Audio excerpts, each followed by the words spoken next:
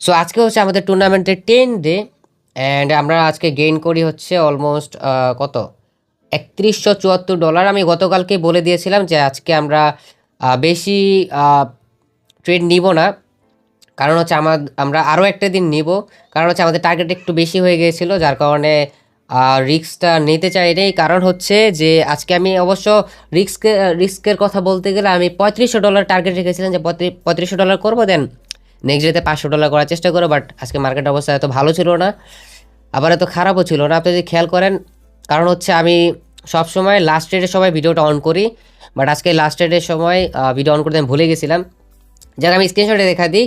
So এখানে যে খেয়াল করে $3134 and back to back wait আমাদের লাস্ট সিগন্যালগুলোতে কোনো লস হয় না। ব্যাক টু ব্যাক আমরা 7 থেকে 8টা মানে শিওর ছিল।